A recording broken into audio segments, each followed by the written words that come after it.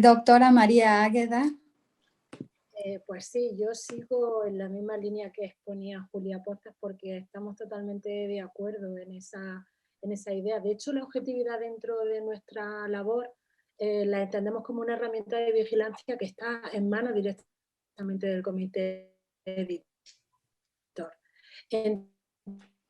Entendiendo que lo primero que tenemos que elegir bien pensó que haya una neutralidad, es decir, que no haya el artículo propuesto y el revisor, que haya independencia, lógicamente, entre ese evaluador y ese evaluado. Pero también entendamos la otra necesidad, y es de actuar, como se ha dicho, como equipo mediador. Es decir, equipo mediador que trabaje desde una observación participante, entendiendo esto como en muchas ocasiones, ya lo decía Julia Pozas, llegan revisiones que modifican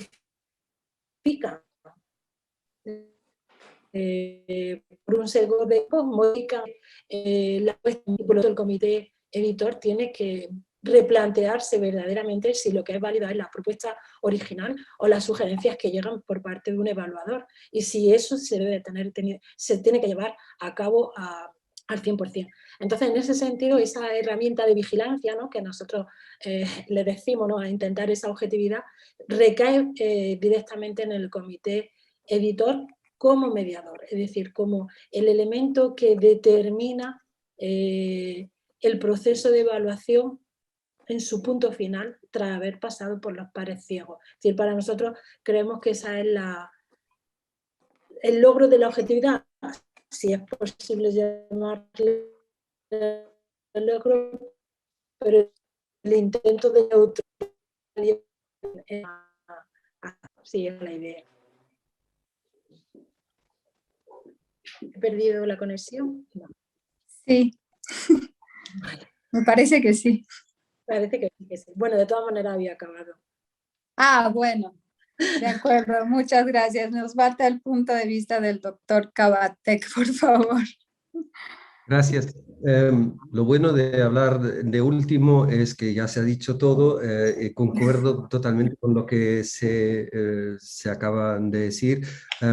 Yo también pienso, bueno, primero, si miramos la historia, es realmente curioso que ahora estemos todos de acuerdo que la evaluación, el dictamen doble ciego, la evaluación por pares, que esto sea la vía digamos, óptima y dorada de mejora de la calidad de la revista. Si en el 61 Juan López Blanch recibe un artículo para el anuario de letras, yo creo que es el mismo que decide si vale la pena publicarlo o no, con su propio conocimiento y sin ninguna evaluación externa doble ciega ni nada de eso. No sé si en realidad podemos decir que en general lo que se ha publicado en los años 60 con, digamos, esa tradición sea peor que lo que se publique ahora. En todo caso, bueno, son los estándares de los que se habla, que hoy en día se aceptan, pero bueno, se pueden también cuestionar. Yo creo que lo que dijo Julia es muy importante, que puede haber realmente artículos que acaban casi siendo destrozados por ejemplo, también por luchas ideológicas o por luchas de escuelas en las que los evaluadores proponen cosas que realmente no están en la línea de lo que se quiso decir en el artículo. Por eso es fundamental, y suscribo, también lo dijo Julia, la elección de los evaluadores, y necesitamos personas que sepan del tema y que no sean enemigos, y que no sean de otra escuela totalmente diferente. Eso en lingüística sabemos que es un gran problema. No puedo dar un artículo de semántica funcional a un defensor de la semántica formal que me lo va a machacar. Entonces, la buena elección, creo que eso es lo fundamental, y ahí es algo muy difícil de medir porque depende realmente de la competencia del comité o de la persona que dirige la revista, y ahí hay también casos de directores que lo deciden solos y otros donde hay un comité. Por ejemplo, yo casi muchas veces decido yo solo, pero muchas veces también en colaboración con Oscar Loureda, con Carlota de Benito, que formamos como un team que realmente discutimos a ver a quién podemos dar ese artículo, y creo que normalmente va bastante bien así. Gracias.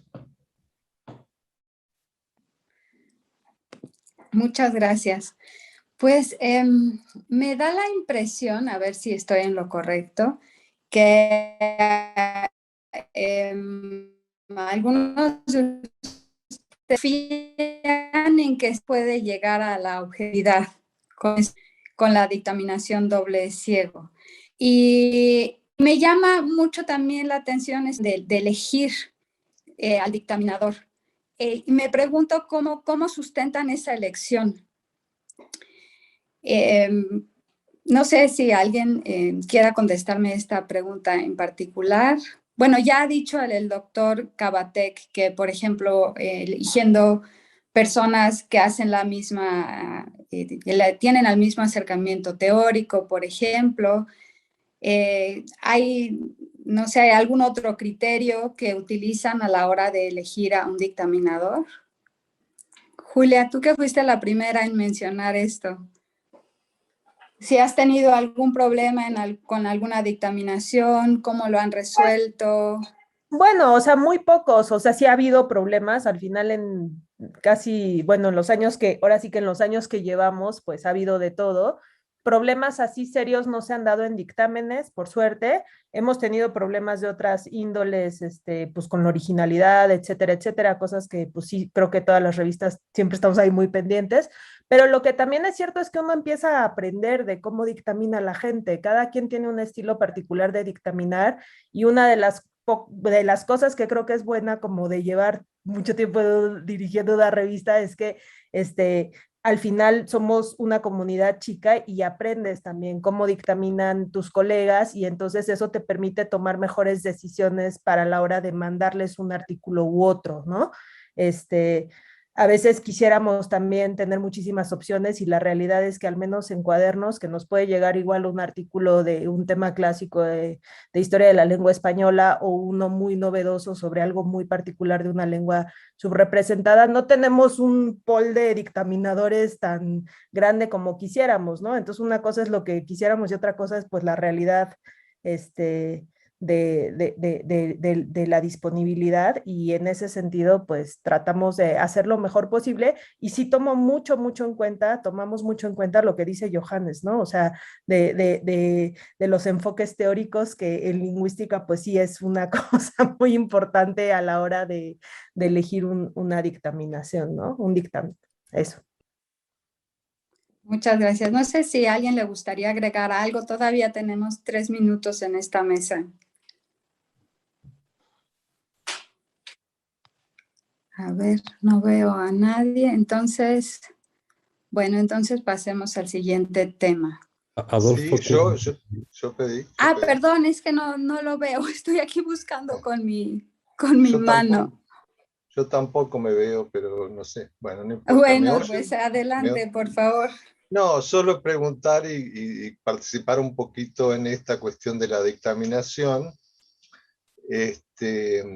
Me parece que quienes hablaron de elegir dictaminadores como se elige,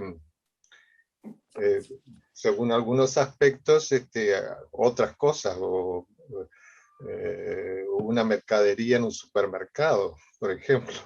Hay que ver que no todas las personas a quienes les pedimos que dictaminen nos dicen que sí. Muchos, en mi caso hasta el 50% muchas veces me dice que no, por H, por B, por Z o por D. No es que tengamos a disposición un enorme, porque bueno, porque el otro problema sería si las revistas pagan o no el dictamen, que sobre eso no veo que nadie haya el dictamen. En mi revista no pagamos. Quizás sea por eso que no es tan fácil conseguir un dictaminador. Y que a veces, bueno, uno se queda con lo que aparece. Muchas gracias, eso quería decir. Muchas gracias. Doctor Johannes Cabatek, veo que tiene la mano. Y justo eso, lo que acaba de decir Adolfo es muy importante. Muy gracias por el comentario. Yo tengo el mismo problema continuamente, o sea, no podemos decir, pues evalúa. Después también la recepción de las evaluaciones a veces tarda muchísimo. Algunos mandan 3 líneas, otros mandan 10 páginas y ni una ni otra evaluación es perfecta. Bueno, no sé si existe la evaluación perfecta, pero el problema en el fondo creo que es eso que se hace en el tiempo libre que tenemos. Lo hacemos los domingos por la noche, lo hacemos la evaluación es siempre algo que y no se paga, y si lo contamos a personas que trabajan, por ejemplo, en la industria, dicen, pero están locos ustedes, ¿cómo van a trabajar tanto por nada? Pero también es la pasión por la cosa y al final sabemos que al final puede salir algo mejorado, algo útil. Y es molesto, pero lo hacemos igual y creo que en el fondo también creemos que de algo sirve. Muchas gracias. Pues podríamos seguir discutiendo este tema en el momento para comentarios y preguntas. Ahora pasemos al número 3, que son los procesos de jerarquización, indización, cuartiles, CONACYT, etc. ¿Son todos aceptables? Cuando Lope Blanche dirigía el Anuario de Letras, esta revista gozaba de un enorme prestigio que no estaba sometido a los estándares de CONACYT y no se regía por las medidas del OJS o las calificaciones que imponen los nuevos cuartiles. El anuario cumplía su misión de difusión del conocimiento lingüístico y literario. Las revistas hoy en día deben someterse a estándares que le permitirán no solo sobresalir, sino simplemente sobrevivir. ¿Qué opinan nuestros panelistas? ¿Son todos estos procesos de jerarquización aceptables? Caroline, ¿qué nos puedes decir? Pues muchas gracias. Yo creo que es un tema aún más polémico que el tema de dictaminación. Yo quería entrar un poco en la discusión sobre cuartiles o estos niveles o factores de impacto, ¿no? Porque por un lado creo que tenemos la meta en el equipo editorial de que queremos que nos lean, queremos que también nos citen a cierta forma o quieren que eso abre una nueva discusión en el ámbito académico. O sea, queremos sí tener accesibilidad, ¿no?, a lo que estamos publicando y queremos tener cierto impacto en el sentido más amplio, ¿no?, de la palabra. En el área en donde estamos trabajando. En el caso de Tlalocan, queremos realmente difundir no tal cual datos primarios, pero textos que pueden servir para otros estudios y es parte también de la publicación de datos en el nivel más primarios, digamos. Pero yo creo que también hay una cuestión que realmente, o debemos estar cuestionando realmente estos cuartiles, esta evaluación del factor o nivel de impacto, como se ha estado haciendo desde hace muchos años, creo, por también malas prácticas editoriales de citation stacking, que lo llaman así, ¿no?, que invitan a los editores invitan a los autores de citar más trabajos de otros artículos de la revista para justamente subir ese nivel. También a nivel de la evaluación interna de investigadoras, creo que también el uso de estos cuartiles en donde estamos publicando, sobre todo en áreas de ciencias naturales, ha sido también muy problemático. Y justamente el mes pasado, si no me equivoco, podemos ver evidencia de eso y una respuesta bastante fuerte en Europa de estos cuartiles, donde el European Research Council está prohibiendo la mención de cuartiles o niveles de impacto de revistas en las propuestas o las solicitudes para proyectos. También en Holanda hay respuestas muy particulares sobre eso y en varios lugares también están discutiendo el uso de el factor de impacto al nivel de la revista y no al nivel individual. Y creo que parte de eso proviene también de la declaración de Dora, que pues, se puede firmar o confirmar, en donde hablan justamente de estas problemáticas y otros caminos que podemos tomar, por ejemplo, promoviendo el nivel del impacto de un artículo particular, por ejemplo, ¿no? O el contenido del artículo y no de la revista en sí. Entonces, yo sí creo que sí hay que cuestionar bastante estos cuartiles, sobre todo el impact factor, o sea, este factor de impacto, nivel de impacto, sobre todo. Hay otras formas de evaluar las revistas y creo que debemos estar justamente explorando estos y promoviendo la revisión y la firma de la declaración de esa DORA, ¿no? de que mencioné. Gracias. Sí, de acuerdo, muchas gracias. Doctora María Águeda. Sí, pues sí, verdaderamente quizá este sea el problema más difícil de resolver que tiene un equipo editorial, o el interés que tenga un grupo de personas por hacer una revista y divulgar ciencia. Nosotros nacemos con el interés de divulgar ciencia y, claro, una vez que entramos en el proceso, entramos en el círculo de intereses. Lógicamente encontramos primero los intereses de la institución que nos apoya, que nos permite crear nuestra revista, llevarla adelante, nos presiona en cierta manera para que consigamos alcanzar los índices de impacto que nacionalmente son pertinentes para las revistas españolas. En ese sentido, todo se genera una presión que llega desde el comité científico y llega incluso al propio investigador, porque como investigadores también estamos dentro del proceso de los círculos de interés, en donde estamos presionados por ese currículum que tiene que ser constantemente evaluado, ya sea por diferentes agencias, para mantener ese senio, etcétera, etcétera. Entonces es como un círculo vicioso en el que algo que nace con la alegría o el entusiasmo de un grupo de personas que quieren divulgar ciencia, quieren ofrecer su trabajo totalmente gratuito, como antes se decía, y sus horas de domingo y horas libres para divulgar, se encuentra con este problema del círculo de interés sujeto a intereses muchas veces mercantiles. Ciertamente es así. Nosotros, al estar iniciando los primeros pasitos, pues seguimos todavía con la ilusión, es decir, no hemos perdido la ilusión ni el arrojo de seguir trabajando.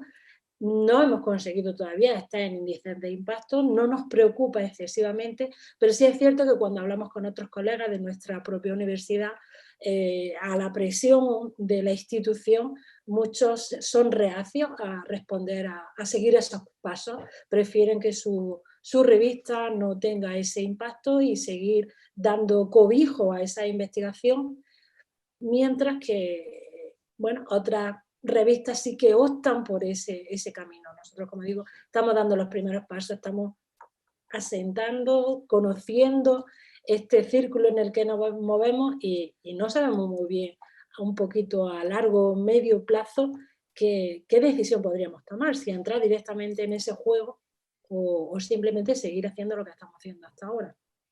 Esa sería la postura que presentamos. Muchas gracias. Pues es interesante, ojalá después sepamos qué decisión han tomado y por qué. Doctor Cabatec. Sí, bueno, me parece interesante lo que se dijo antes, lo que dijo Caroline, que esas tendencias recientes del European Research Council y también de otras instituciones.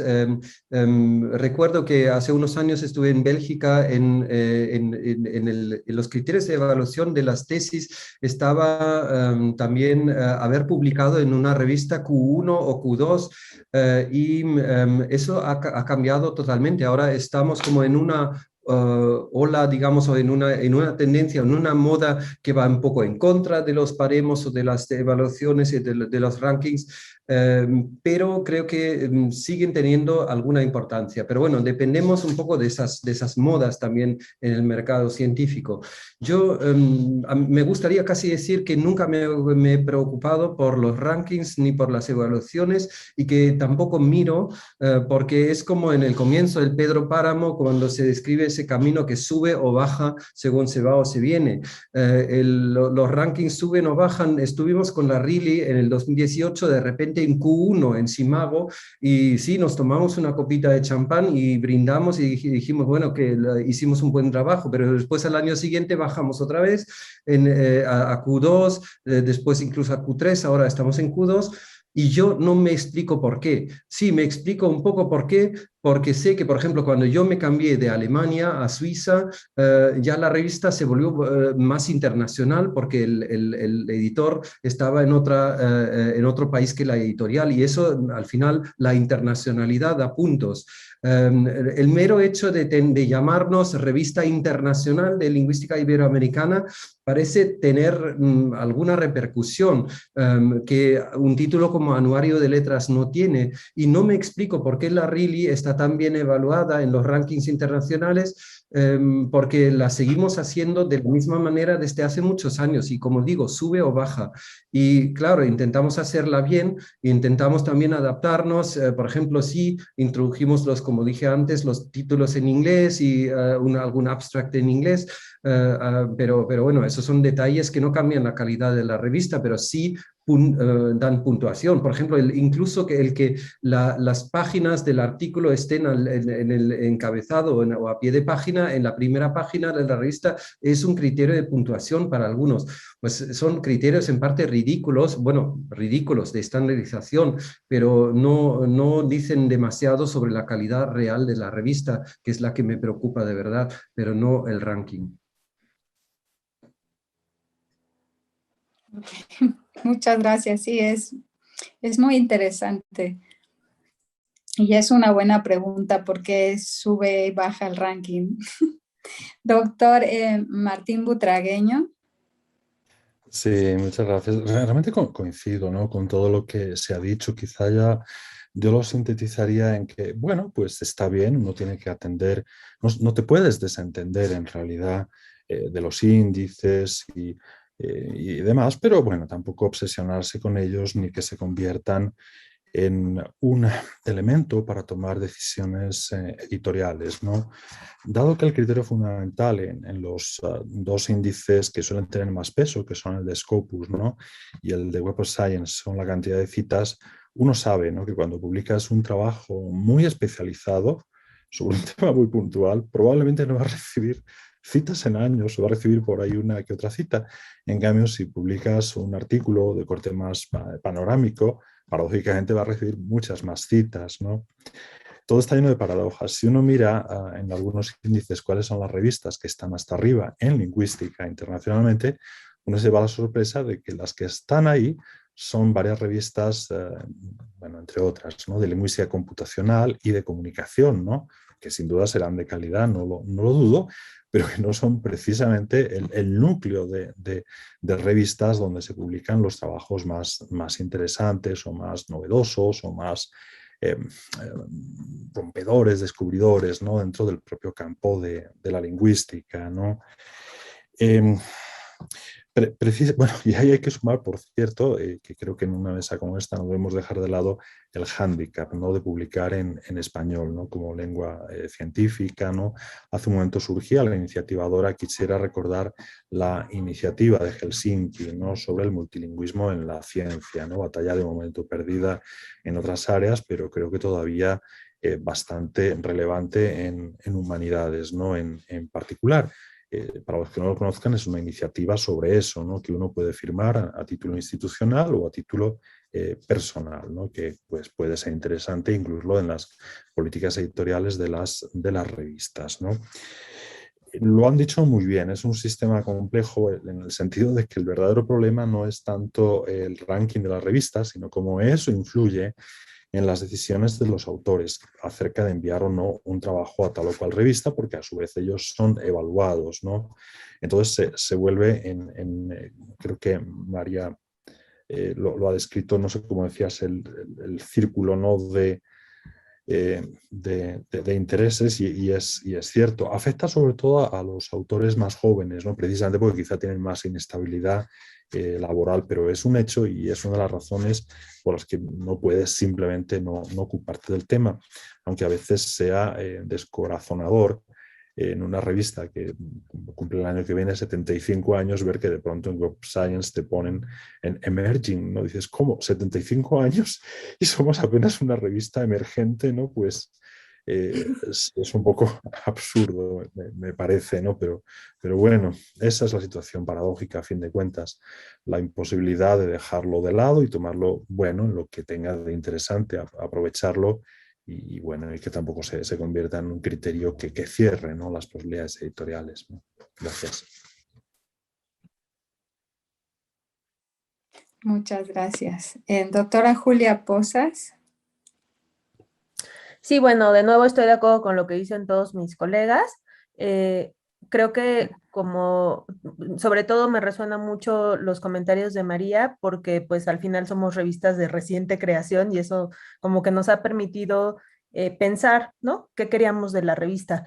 Debo decirles que cuando nosotros empezamos a hacer cuadernos, sí, primero ni lo sabíamos, la verdad, o sea, no estábamos al tanto de todo lo que se requería, pero muy pronto, al ser una revista institucional y haber recibido todo el apoyo y el sustento del Colegio de México, que tiene 9 revistas, nos pusimos al corriente con todos los requisitos que se tenían sobre los criterios que dice Johannes, ¿no? Que son a veces un poco extraños, otros muy claros de por qué y otros un poco extraños, pero debo decir que desde el principio tratamos como de que al menos por nuestra parte no quedara nada, ¿no? O sea, todo eso se hace y se cumple.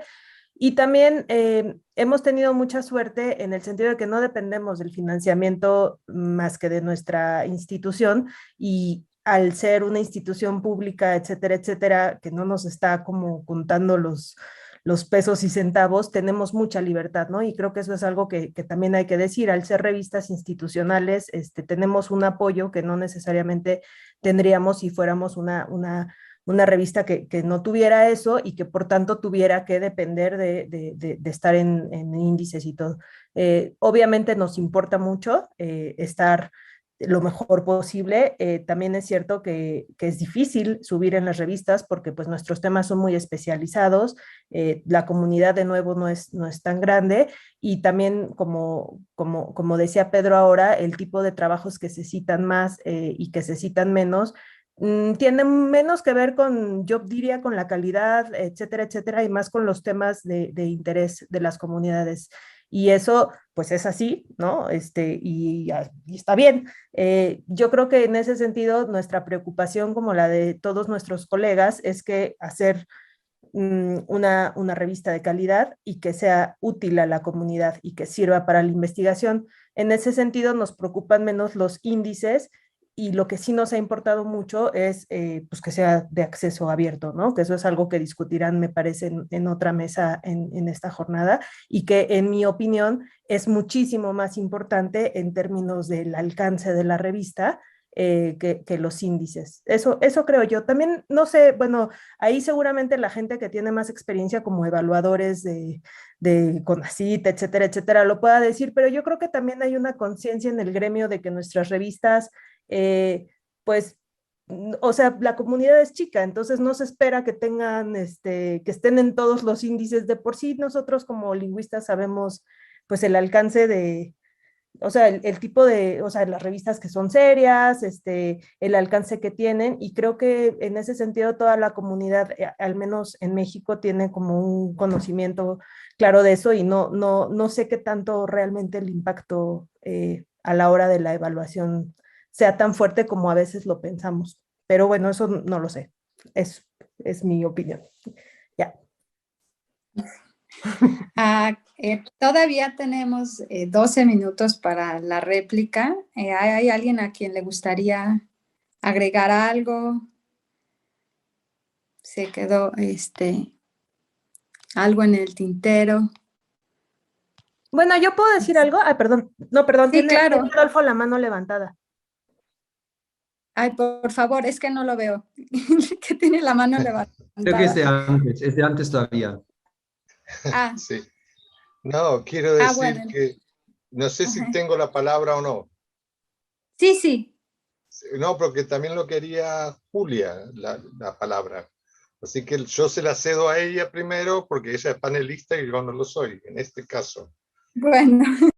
No, pues lo único Julia, por favor. que lo único que quería decir y que a veces como que no sé si queda como claro para toda la gente que no está en el ámbito editorial, es que entrar a los índices también es mucho trabajo. O sea, más allá del trabajo académico, requiere de un apoyo logístico que no todas las revistas tienen, ¿no? En ese sentido,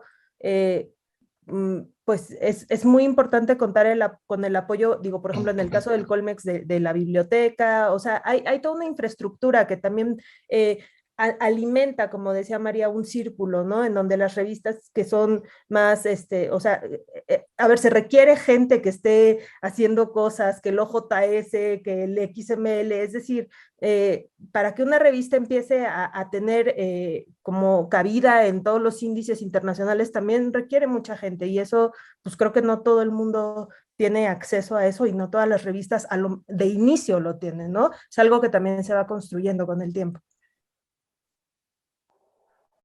Muchas gracias. Ahora sí. Sí, bueno, gracias. No, quería comentarles brevemente lo siguiente.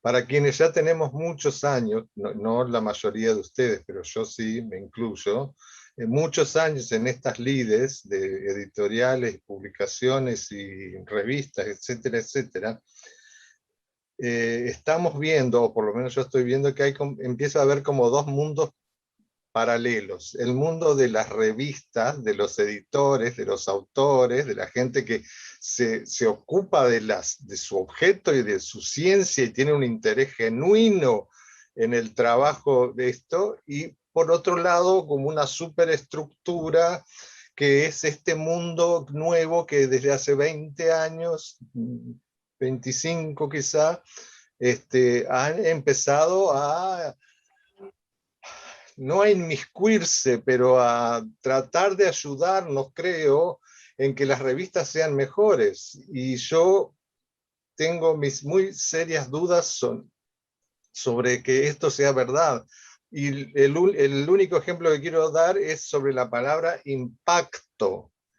Esta es una palabra mágica en este mundo que estamos viviendo ahora, el impacto de la revista en tal cosa. Ese impacto es puramente cuantitativo. No hay un impacto cualitativo. En cambio, en mi época, perdónenme que hable así, y eso significa de los 60 del siglo pasado, más o menos, por ese momento, en el 60, yo sabía que y nadie me lo tenía que decir, ni no había índices ni nada, que la Zeitschrift für Romanische Philologie o la nueva revista de filología hispánica, para poner solo dos, o Language, para poner solo 3 ejemplos, tenían impacto. Y yo nadie sabía ni hablaba de impacto ni de nada. Y eso ha ido cambiando de una manera que no sé si es del todo positivo para nuestras actividades. Nada más, gracias. Doctor Pedro, ¿tiene la mano levantada? Sí, muchas gracias. Sí, sigo estando de acuerdo con todo lo que se viene diciendo, incluido lo que ha dicho ahora Adolfo. Yo creo que son dos cosas diferentes. Una cosa es el impacto y otra cosa es el prestigio, ¿no?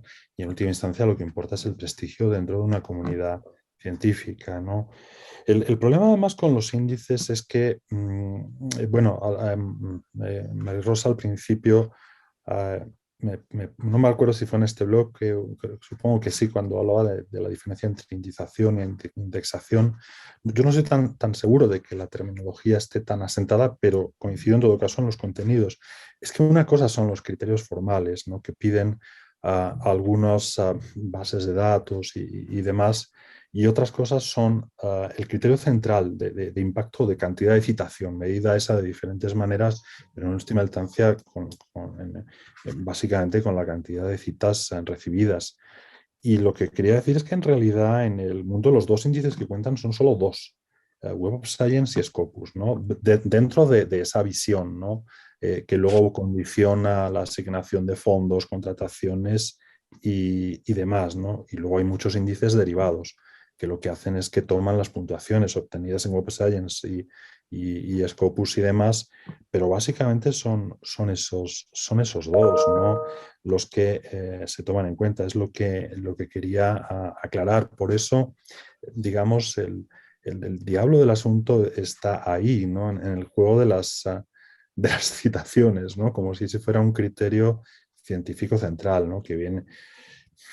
Es muy difícil medir de otra manera, ciertamente, pero es enormemente discutible.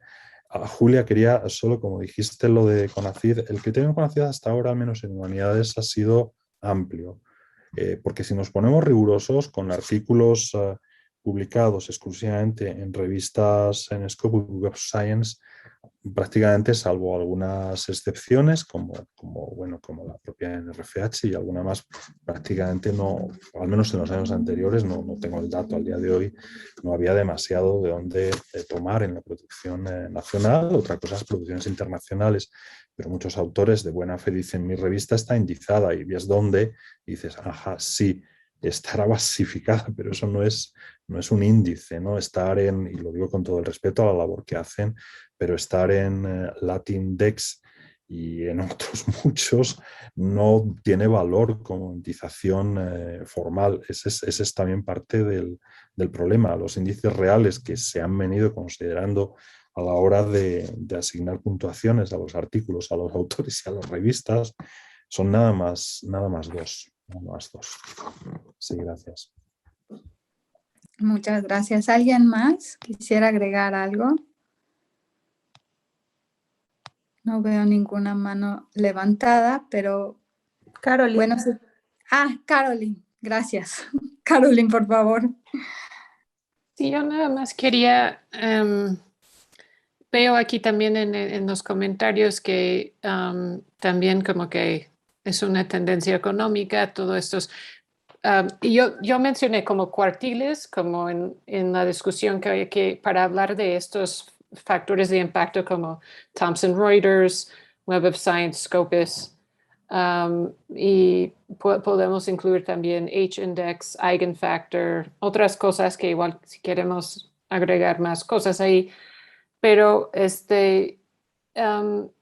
y creo que es fácil decir que como desde la perspectiva editorial tal vez no nos importa el nivel o si estamos en los índices, pero desde la perspectiva tal vez de autores y de sobre todo personas, pues, colegas en situaciones más precarias, estudiantes, postdocs, o sea, becarios postdoctorales, etcétera, creo que no es una respuesta muy apropiada porque muchas evaluaciones en la misma UNAM, en el SNI, en el contexto mexicano, pues dependen justamente de estos números.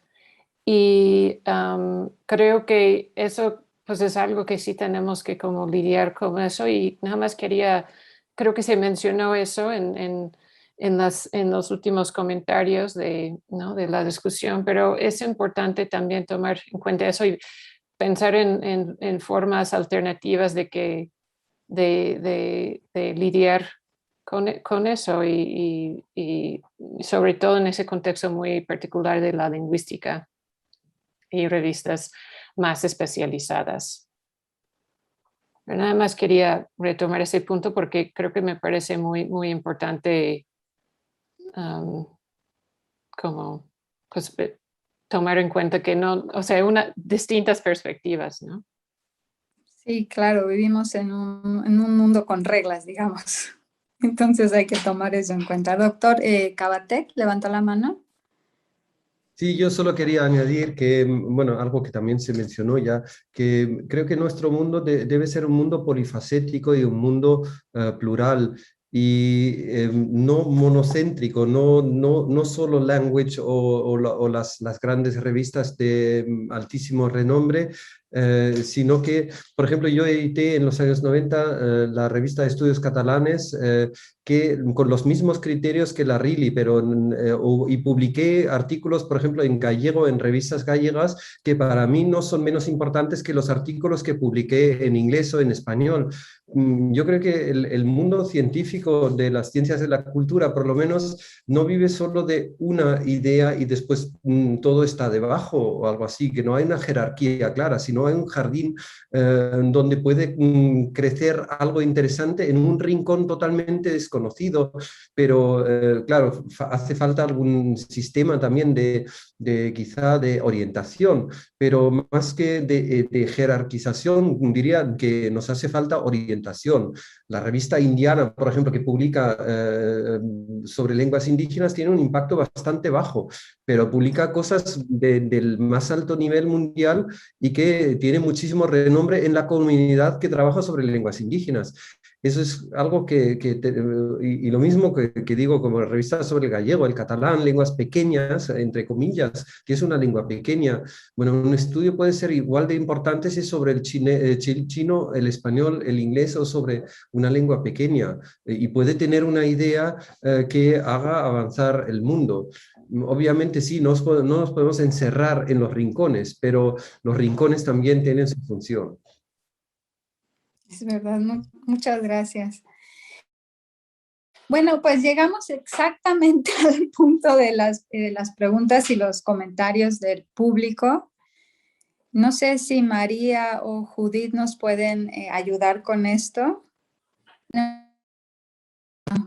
¿A pregunta, algún comentario? Sí. María Rosa, soy Judith.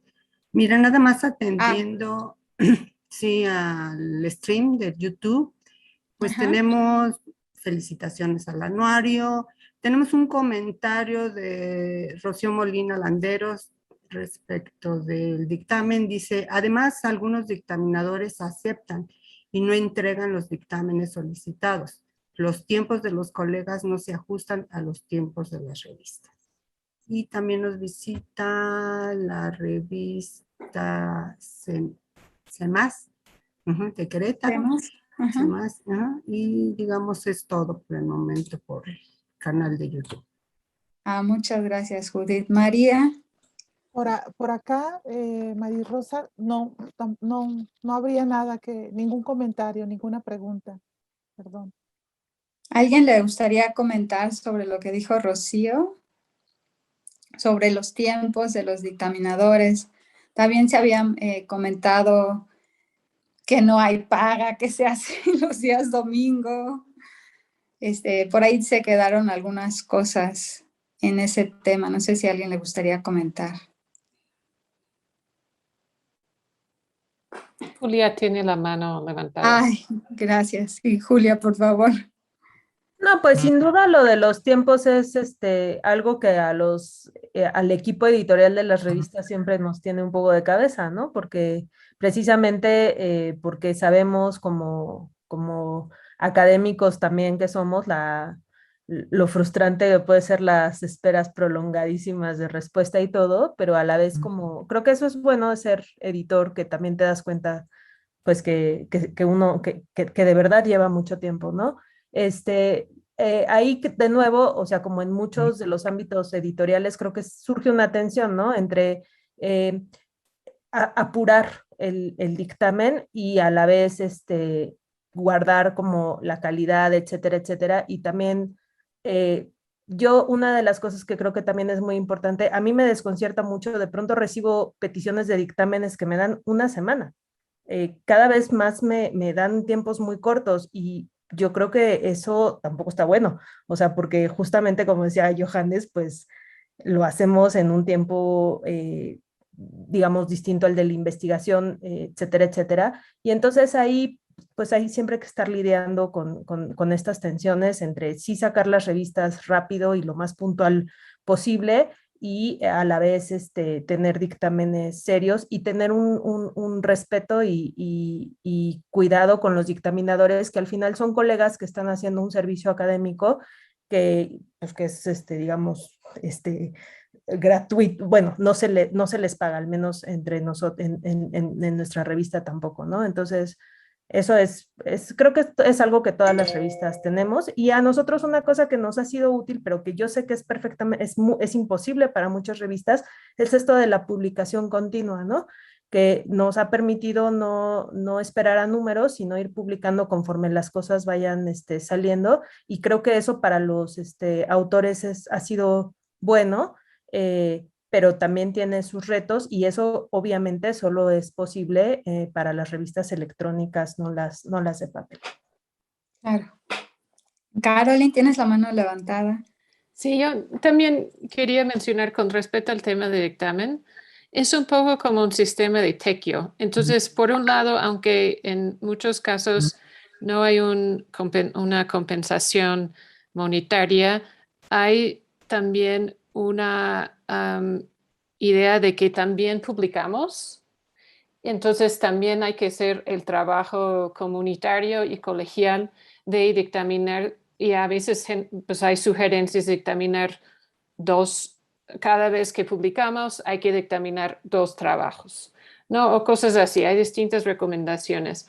Pero pensarlo así, y que es una responsabilidad importante, y a veces también como dictaminadora, al mínimo con algunas revistas nacionales, no hay pues entrego el dictamen, y siento que a veces mi trabajo no está reconocido, recibo una constancia capaz, pero luego veo el artículo publicado sin tomar en cuenta los comentarios que realicé y sin una respuesta del equipo editorial con respecto a su evaluación de mis comentarios, ni de los mismos de autores. Entonces creo que también, o sea, es importante reconocer desde el lado editorial como el trabajo dictaminador más allá de una constancia, y también tomar en cuenta que cuando publicamos, pues también eso implica 2 o 3 dictámenes. Entonces hay que también recompensar eso, ¿no? Como ese sistema más como de tequio, creo yo. Tal vez podemos pensarlo o plantearlo un poco así,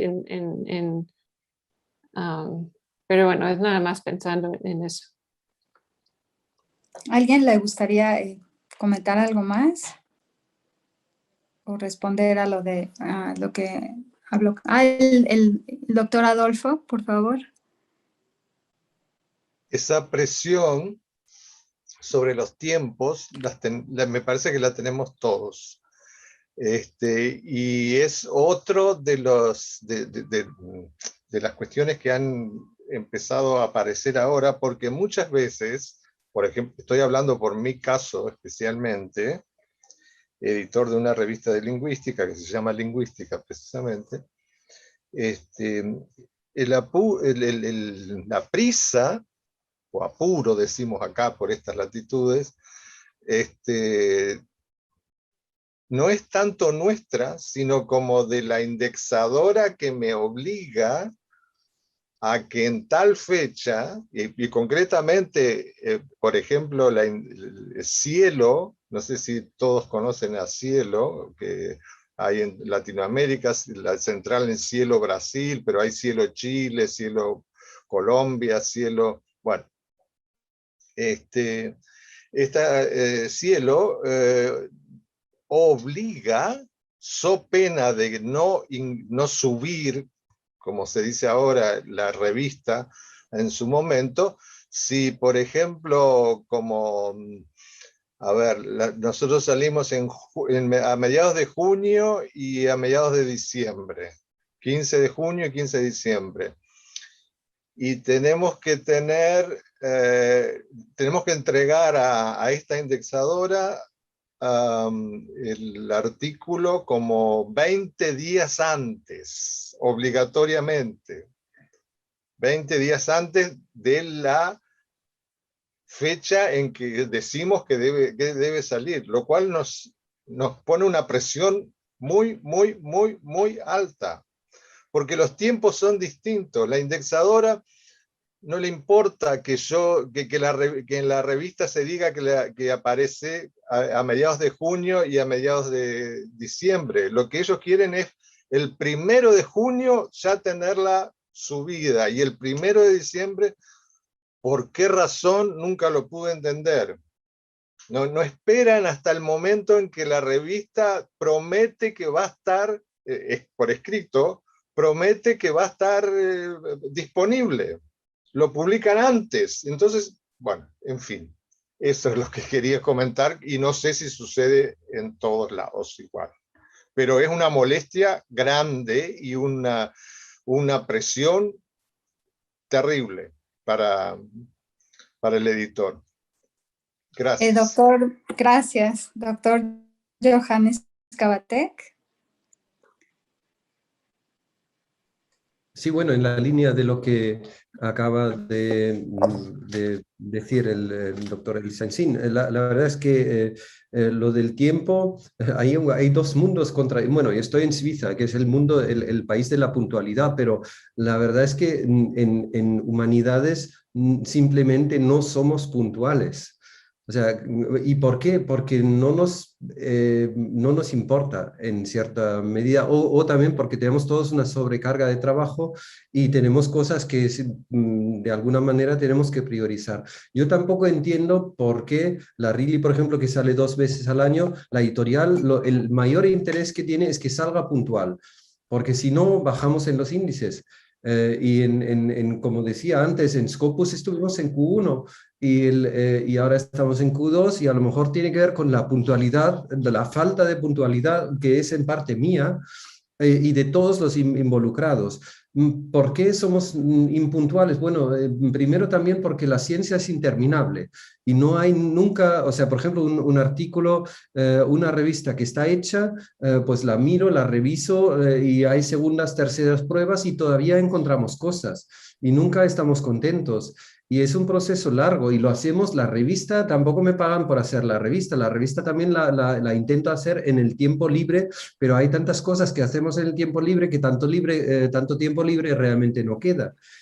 O sea, si son 48 horas de tiempo libre añadidas a los 24 del día, no salen las cuentas. Y creo que ahí hay un problema que no, tampoco me preocupa demasiado, pero comprendo obviamente también las editoriales que necesitan sobrevivir y que necesitan competir en ese mundo también en parte impuesto. Y si alguien puso el comentario económico, claro, en el fondo todo es economía, pero bueno, vivimos en este mundo y sobrevivimos, y también gracias a la economía, no sé.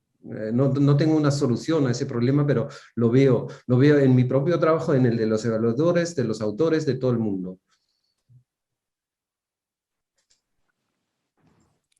Es verdad, es difícil.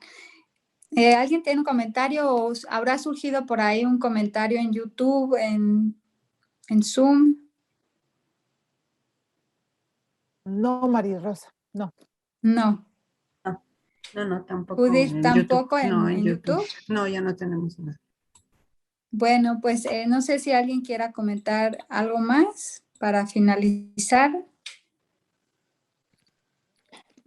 Bueno, muchísimas gracias en todo caso por todo y por los comentarios y todo. Gracias.